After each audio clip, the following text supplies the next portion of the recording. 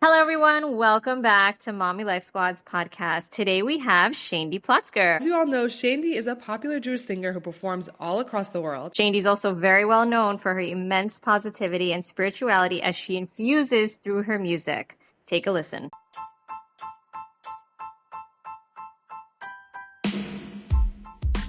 Welcome to the MommyLife Squad Podcast, where we talk about everything women want to hear about, which may get controversial, but definitely inspirational, so stay tuned. All right. So welcome, Shaindy, to our MommyLife Squad podcast. We're so excited to feature you this week. Thank you for having me. I'm very excited to be here. Before we begin, I just have to say, Shaindy, you are probably the most down-to-earth person. In the last half hour, we were trying to play some shenanigans with our technical and you're so sweet and so down to earth and so relaxed about it. I'm like, oh my gosh, we're wasting our time. But I really do appreciate that. It got Thank you. a whole different level right now.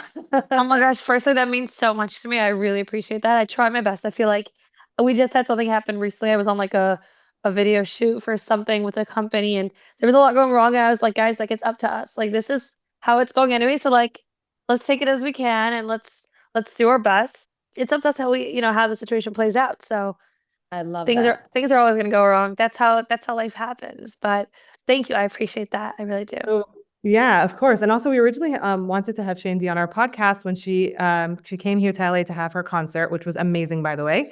And she had a whole choir for the kids, all the kids in the community. You had all different types of kids. We had religious kids, non-religious kids, the biggest mix. My daughter was in the choir. Rena's daughter was in the choir, and it was like a life. What's the word? Like a once in a lifetime opportunity. Yeah. Really for them. So it was so special. Oh my gosh, thank you. That is one of the things that I love getting to do. And that choir in LA was, I think, uniquely special because I try to do a big choir of girls wherever I do a concert. So we did a show in Belgium, we did a big choir there. We did a show in Israel, we did a big choir there. A show in Miami, show in LA, show in New York. We always have a big choir. There was something about the LA choir specifically. It was firstly the largest choir I've ever done. I think we had 250 girls. Wow. And I look back at the rehearsal videos and I'm like, we had girls that were in one uniform, in another uniform, girls that were super modern Orthodox, super religious, all kinds of girls. And that's something that I always try to give over to my girls. I think is the most important thing is I always tell them the first time we meet, I say, look around this room. And you're going to see the differences. You're going to see just how different you all are. Some of you are tall, some of you are short. Some of you are the oldest, some of you are the youngest. Some of you are really loud, some of you are really shy. Some of you are Hasidish, and some of you are modern Orthodox. And the one thing that's going to fall away today is the differences. I want you to never notice the differences after today. And my biggest pride and joy, and especially I see this a lot in my New York choir because I work one-on-one with them for 2 months at a time. I see that at the end of it, girls, and I encourage them. I say, don't just stick to your friends, make new friends, and I have my slogan is "My girls are kind girls." That's what I tell them. And I find this I was a teacher for many years, and I find psychologically what you tell kids is important to you is what they're gonna end up doing. And I always tell them, I don't care who has the best voice. I care who, I care who really is the girl that includes other girls and who's the girl that kind of looks out for the girl that maybe looks like she had a bad day. Who's the girl that when the girl comes late says oh, come sit next to me. These are the things that matter to me. And so much of that is also in that thing of the differences don't matter. We're all sisters. We all care about each other. And it's the most meaningful thing to me to watch girls make friendships and connections with girls that are so not their type and so different. And they don't care because that falls away and we all come together. And then there's obviously the impact, by the way, of you see 200 girls get on stage and they're singing a gorgeous song about Judaism or about connection or about unity. And it's one of the most meaningful things. And I'm very grateful that I got to have your girls in it. They're both delicious, by the way. And it's something that I'm very grateful to be able to do.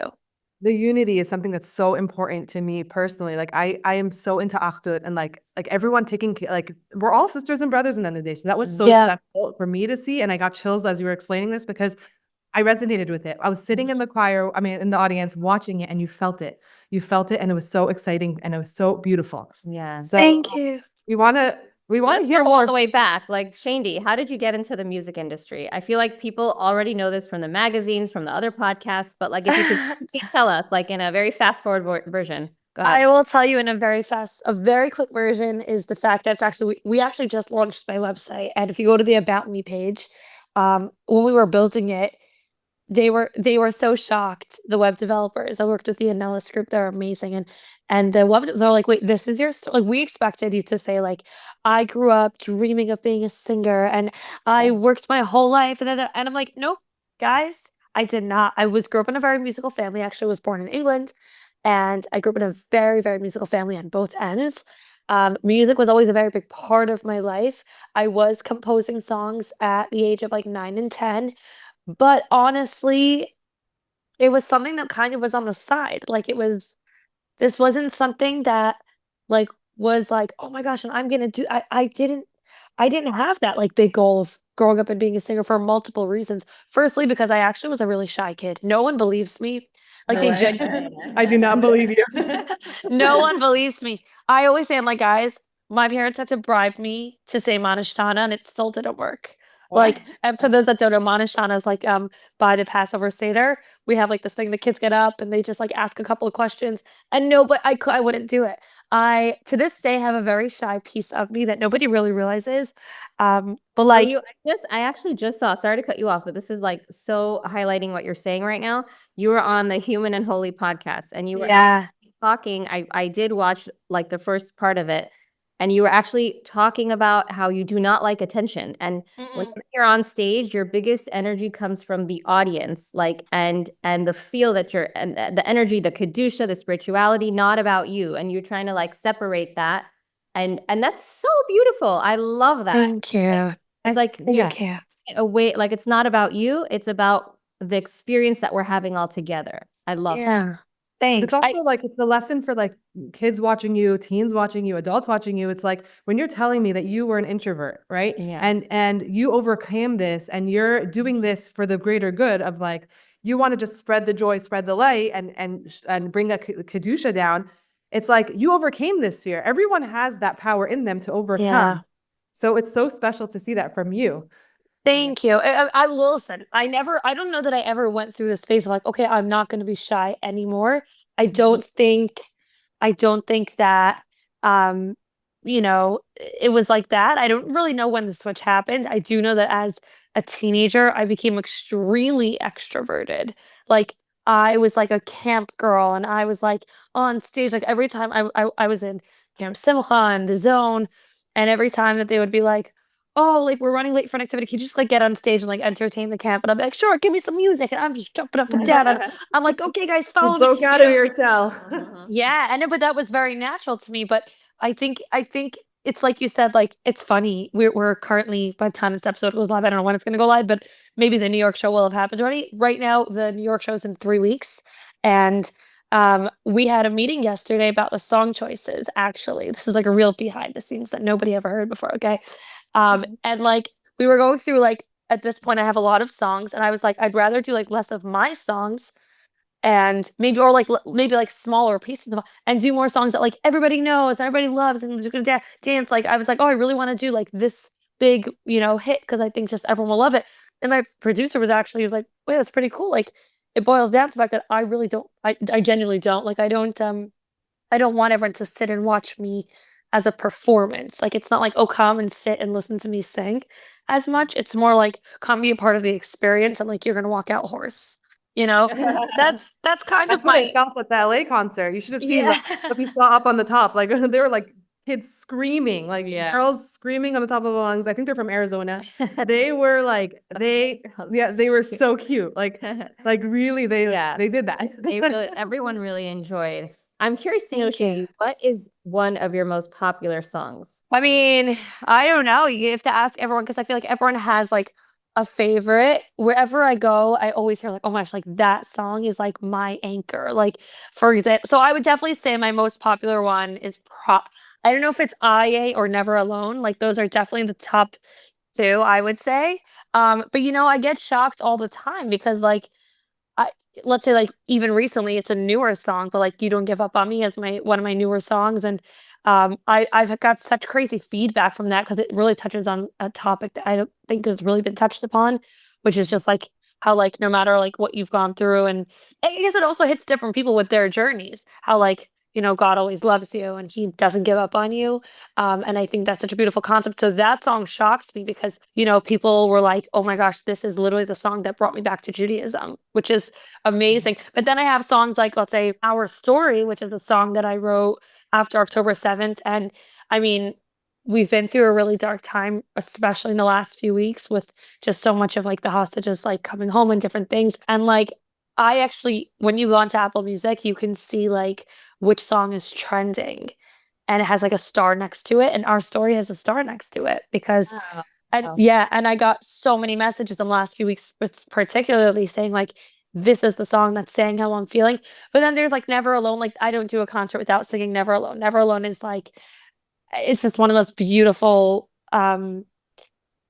There's something about that song that just really I think touches everyone. It's actually an interesting concept because the words originally were different. They were more talking about like the malachim protecting us, and I was like, wait, can we change them to be an affirmation?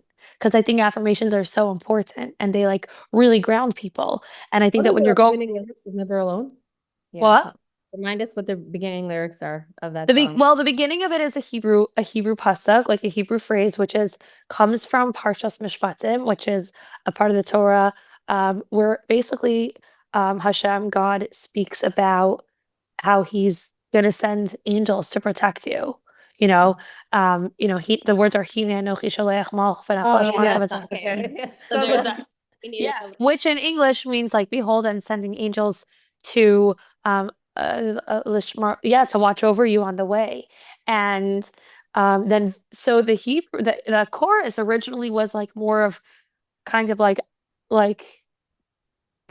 saying like, oh, the angels are gonna protect me.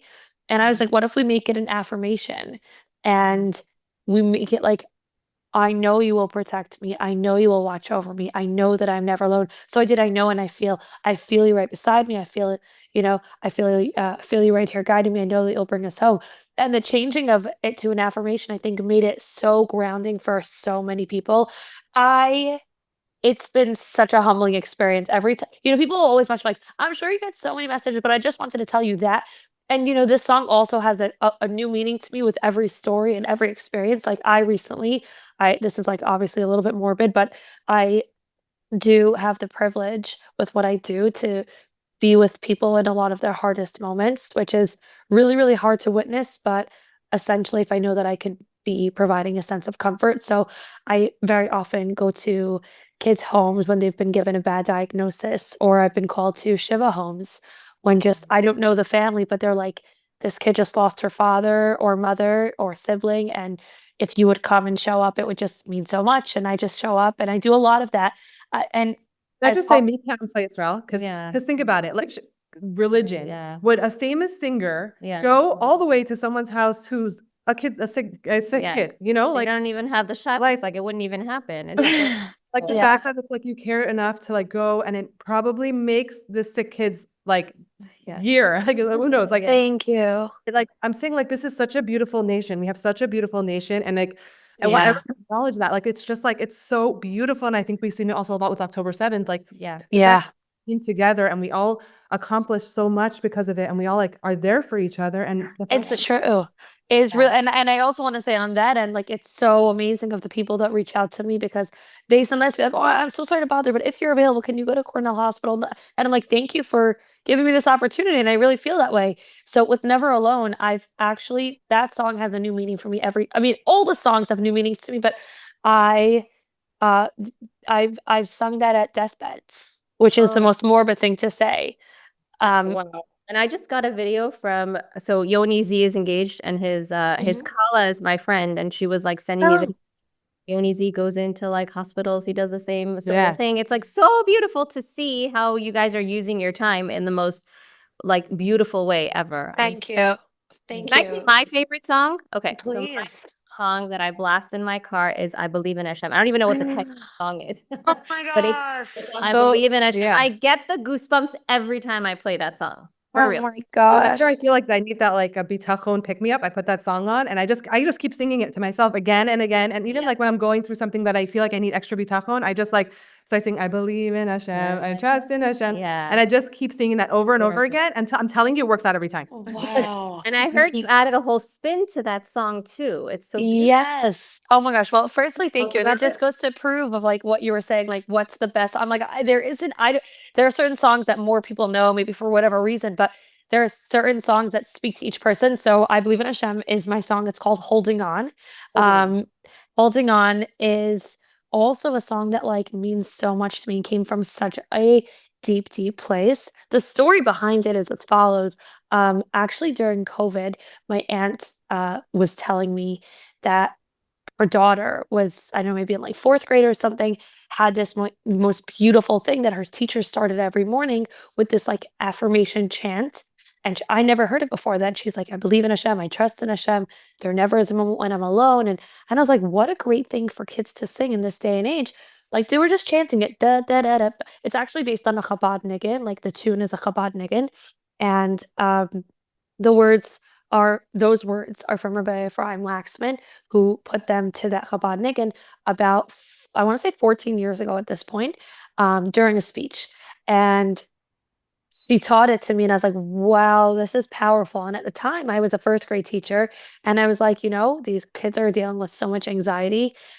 What if we started our morning like that? And I did. I introduced it into my morning routine. We had a really fun morning routine, by the way, when I was a teacher. We would start every morning dancing, 5 minutes of dancing. And then we had like it was so much fun. I love that. But anyways, one of the things we did was we would sing this chant. And then fast forward, I want to say 2 years or so, and there was a tragedy within the Jewish nation. My dear friend Maya Namdar, her daughter Liel was killed very tragically in a car accident on the way home from a camp reunion. And it was just something.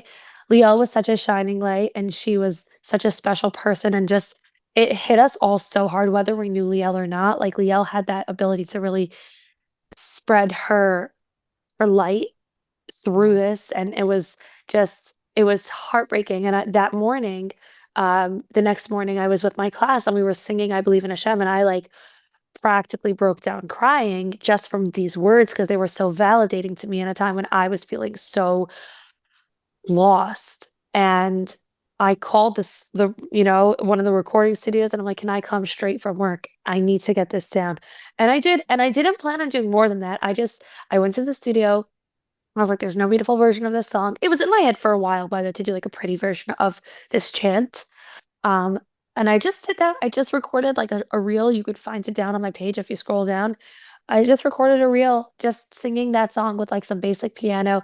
And it like hit so many people. And everyone's like, I'm bawling. Where's the full song? I'm like, there is no full song. They're like, so write it. Now, here's the thing about me. I'm a perfectionist. And like, I very rarely like will just be like, oh, let's just, I'll be like, no, we have to plan it out. And there was something that just was like, we need this. I called my friends at Thank You Hashem, who I love. I think the Thank You Hashem movement is amazing. And I was like, let's do this. Like, do you want to do this with me? And they're like, we're in. And I sat with Mendy Portnoy, who's amazing. And we composed this the rest of the song, Lo Ira and the middle part. And my Wait, all friend, in one day? what? This was all in one day? This was in the span of 10 minutes, Oh I my want to say. Yeah. Wow. Like that's very often what happens, by the way, with songs. They either like happen over the course of 2 years or 10 minutes. It's most of my songs, like our story, I wrote the bulk of our story within an hour. I actually have the entire process recorded, by the way. One day I should release the voice note. It is hilarious because I talk out loud when I'm writing a song. Wow. And I'm literally sitting at the piano and I'm like, it's like the air. What if it went like this? Boom, boom, boom, boom, boom, and the whole song. And then we made some tweaks, but most of the song was written within an hour. But yeah, our I Believe in Hashem. Ironically, the words that came to me originally for the chorus wasn't Lo Ira. It was Piaf al Pisha Yismamea. I think that's kind of how I felt. And it's crazy because looking for like I believe very strongly like music and energy. There's a lot of that. Like everything is very, very like has a lot of deep pieces to it. And I got to know Maya and Liel so much more over the last few years. And like Maya screams Mashiach. Like she is Mashiach all day, Mashiach, we're waiting for Mashiach. And like now it almost makes sense that it almost makes sense that the words that came to my mind were V'af al pisha Yismamea. But I remember saying like it didn't work. Like I believe in Hashem, V'af al pisha Yismamea. I'm like, is this a Mashiach song or is this a belief song? And I was like, no, the words don't match up. Let's change them. And then the bridge words, not the bridge, the pre-chorus words are so beautiful. And my friend Bella Rottenberg, Bella Levitin, helped me with them as well. And it's when the pain is so complete and the heartache is so true, I surrender, God, I give it up to you. And there's something about this song, like we turned it into something so big, and we're actually it's hit people in such a way that I never, we put things out there. I always say before we release the song, I say like a paraketel, and more before I go on stage, I say like Hashem Sifasai Tivtak, like please put the right words in my mouth that to hit people the way that they need. And the stories that have come out of that song in particular have been so unbelievable. It's so crazy because people always say, can you share a story? And I'm like, sometimes I don't know if I have permission from the people who share the stories with me. I feel like one day when we write a book, which I plan to do one day, about just like the impact of music and just the crazy things. I was going to touch on this actually because I like as a teen, like looking back as when I was a teen, like I would listen to non-Jewish music and I never understood like why it was what's wrong with it? Like what's wrong with non-Jewish music? It's number one, and this is something that like just from I Believe in Hashem song or any songs that you write, the person behind the music, the person who's singing the music, the energy is going into it. The energy Yeah. into the music, the words, it's just so important that, and you're listening to that, your neshama is absorbing it. And it's I wish like I realized that as a teen, which I didn't, but now like being older, more meaningful. But actually, besides for that, like the words are actually so dumb. Like they're talking about breakups and boyfriends and girlfriends. That's true also. Like Meaningful music is another story. Like when you have songs that are meaningful, it hits you differently. And by the way, it is interesting what you're saying about the energy behind it, because I have found that every song, without anyone knowing what the backstory was, they feel the emotion I felt when I wrote it. It is unbelievable how many people have told me with this song in particular, they were like, even though the song is about belief, but I feel a certain heaviness and then like a resolve, and I'm like, no, that's literally what I was feeling when I wrote the song. And then our story as well. Our story is there's a certain energy that I can't even repeat, but people have said to me like this song like makes me. I'm like, yeah, that's how I felt when I was putting it out.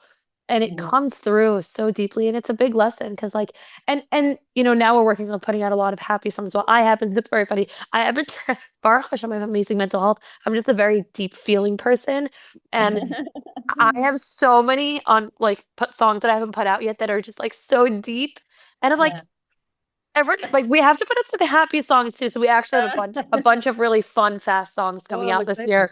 That's exciting.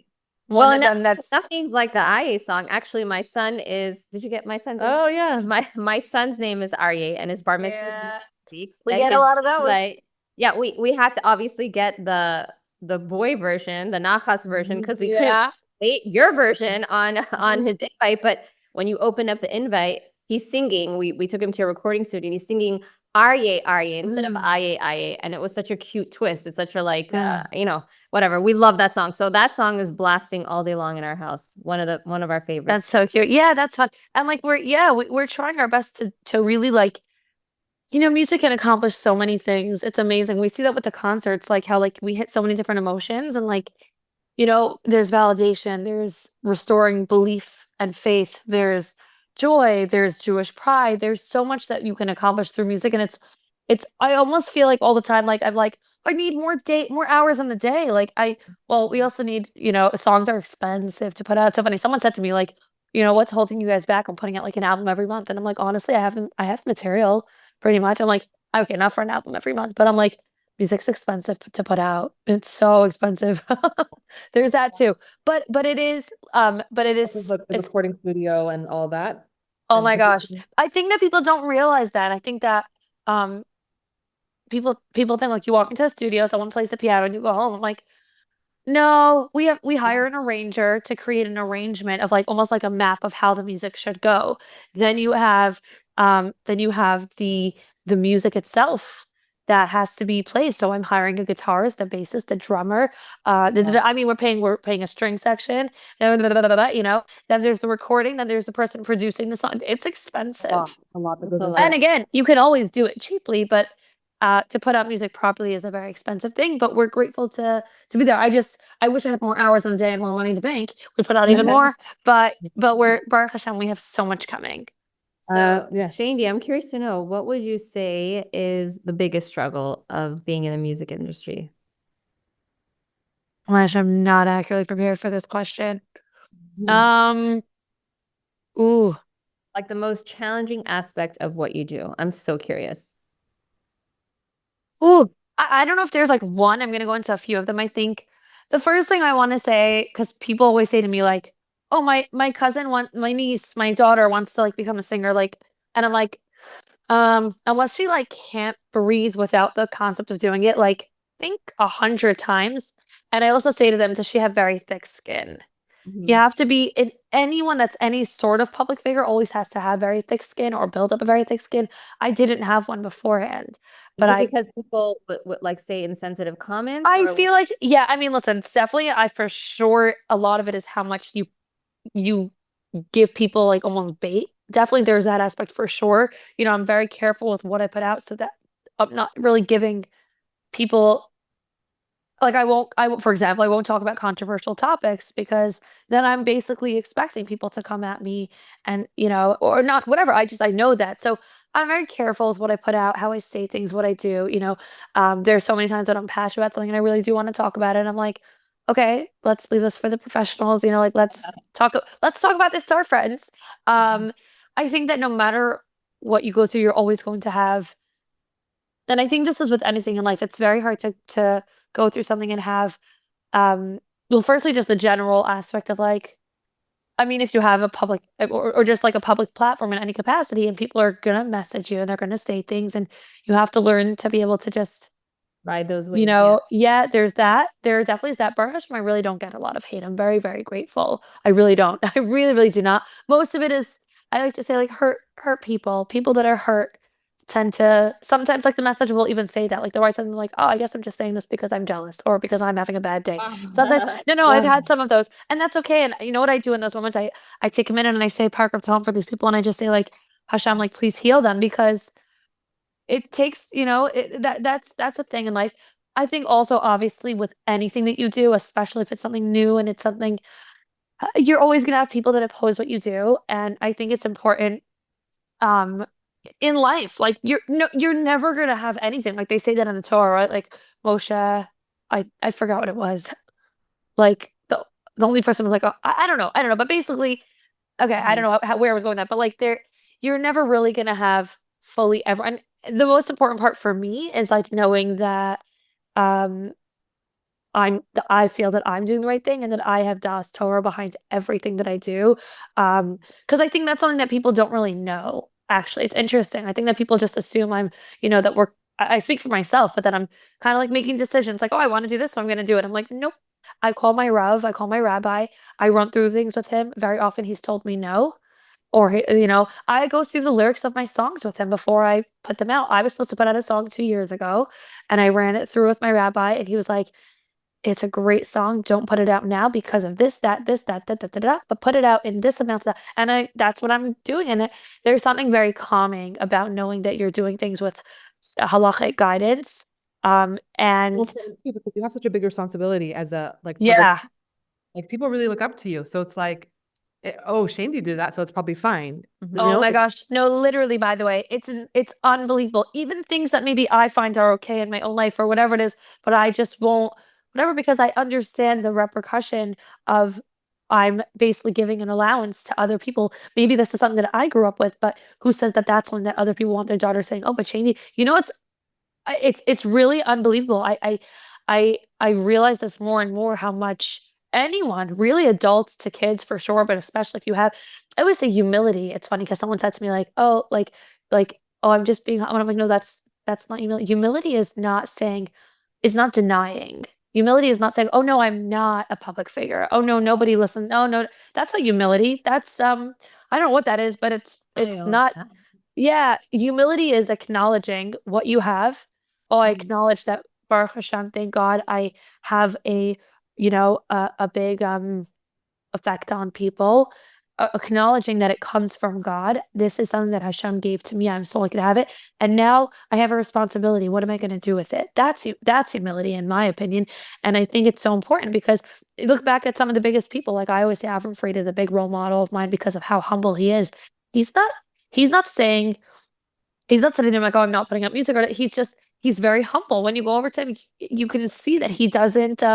He's not like, oh wow, I'm amazing. Give me compliments. He Right, I doesn't. think I remember you saying once that like your biggest compliment at the end of a concert is if when someone tells you like that whole experience was so spiritual versus you have such a great voice. Oh my gosh. So yeah. So much yes. Because that's like it's funny, it's not my goal. My goal is not for anyone to ever walk out and be like, oh wow, she has such an amazing voice. Like we love her. Like, I'm like, that's not my goal. If someone walks out and they were like, I feel so uplifted, I had such a great experience, or like I'm so happy to sing this for my daughter, or like I feel so rejuvenated or inspired. I'm like, boom, bam, boom, you just gave me the greatest compliment in the world. Yeah. Wow. Yeah, that's really so with what I was saying before, the responsibility, I think it is important to always realize the importance of everything you say really has an effect. I always go back to like when I was a teacher, and this is before I was in the music world, when I was a teacher, and I once I was asking the girls one morning about like breakfast. And we were just talking, and I was like, "Oh, like what do you eat for breakfast?" And one of the girls said, "Oh, I had oatmeal," and I was like, "Oh, that's a really good breakfast. It's so healthy." Oh, the end of the year, the mother came over to me and she's like, "By the way, you should just know, like, remember when you mentioned to her, like, as a by the way, that her choice of breakfast was so healthy? She has eaten that every single morning since that day." And she says, like, "Oh, and Laura Plotzker says it's healthy, and she's so proud of me for eating this." I'm like, and I think that really behooves all of us because, like, we don't realize always the effect that our words have on people in general, or our actions have on people in general. Like, I and I'm inspired by people all the time, and I try to really, like, also communicate that to people when they do inspire me. I think it's important to say, like, "By the way, like, you did that, and that really taught me to do X, Y, and Z," and it's amazing when we get to watch people doing things and they have an effect on us, and it's amazing, and I'm definitely aware of the fact that I have a responsibility to make smart choices, I wanna say, because, um it's important. It has an effect on people, and it's important to remember that. So back to the question, what the challenge was. I mean, there's so many. I think that like I said, going back, like it's definitely sometimes a little bit like hard for me um, when I hear that, let's say, like, people don't approve of female concerts or the female music industry. It's not hard for me personally, but it's like almost like a little bit sad for me because I get to see the impact that not me, but that this concept has. There's nothing, I mean, you saw it yourself, there's nothing like being in a room with 3,000 women and they're all singing Ani Mamin and putting their arms around each other and walking out changed. It's so special. And Like the fact that I can come to your concert and like let loose and like not worry that there's a man watching me, like it's like it makes such a big difference. I Yeah. agree with that. In the most whole way. Right. And then this Yeah, it's very annoying. Yeah. No, but it is, it's funny, like we want for the girls and women to be modest people and refined people. It's so important. Such a beautiful trait in Judaism is being modest, and it's something that I'm actually very passionate about. And when we give, for me, like I see that when there's like say a male concert, which I think is amazing. The male concerts are amazing, but the women are there and they're like, oh, I can't really dance, I can't really sing, or whatever. Like we're giving them this place where like, okay, we're about to sing like this amazing song about Judaism and faith, and I want you to sing and dance and feel it on the top of your lungs. It's such a special experience. So I didn't have that growing up. Like I didn't have growing up, I didn't have like girls, like we didn't have girl concerts. It wasn't a thing. It really wasn't a This is thing. like very new. Yeah. it's very new, and by the way, that's kind of why. Yeah, that's kind of why sometimes people say like this is a new thing, and I don't know it, I don't recognize it, so it's foreign to me. But I give so much credit to a lot of the very very special Rebbitzins that I've had it like that we've done shows and they said like, well, we want to come and see what this is about. And they've come and they're like, wow, like I never would have thought that this was a holy experience, but it really was. And thank you for, like I've had such special people at the concerts. It's been like it's been such an honor for me to have them there and then to have them at the end of the concert come and say like this was such a Kiddush Hashem from a holy Rebbitzin is a very special thing to me, you know? Right. And for It me, like definitely is also like everything that you like any like concern you would have had or whatever. It's like, oh my gosh, like wow, like she really like she's such a holy person and she thinks what I'm doing is special. It makes me feel like, okay, I'm doing the right thing. I'm following the right path. Yeah. Shaindy, I'm curious to know, did you ever have any embarrassing moments on stage? oh my gosh, always, for sure. I mean, I don't know that I get like embarrassed per se. Something uncomfortable that happened on stage, or you never Um, felt? yeah, well, I want to say like embarrassing moments, but I don't know that there have been moments where I don't know. I kind of laugh them off. Like I've had times where like I've tripped or like I forgot. I don't know, but like I And think now they that don't even realize that. Yeah. That's the time Yeah. people don't realize I audience. guess also because I don't look at like the idea of doing it as like, oh, it needs to be perfect. So like um when something kind of goes wrong, it's just like we laugh it off. Like I don't know. I don't know if there's definitely I'll tell you this. There's definitely things that have gone wrong. I mean it's all, um but I guess it's kind of like how you feel about it. Yeah, yeah. Wow. Okay, well, we see perfection on stage. We see like Oh. wonderful. And I'm always wondering, like, are you wearing heels under your gowns? Yeah, always. Oh wow. Always Okay. heels. Always You're heels. jumping around on Yeah. I mean, listen, Um, it's never perfect. It's never ever perfect. Like we can't ever go into these things expecting perfection. Um, Yeah. Mhm. you know, Yeah, I was gonna ask you, like, is there anything like like important that we would love our audience to hear? Yeah. Because I know you do have to go soon, so like something that's out to you, something that's important, that some like a memorable moment, something you could share with us. oh my gosh, you're gonna make me pick a memorable moment.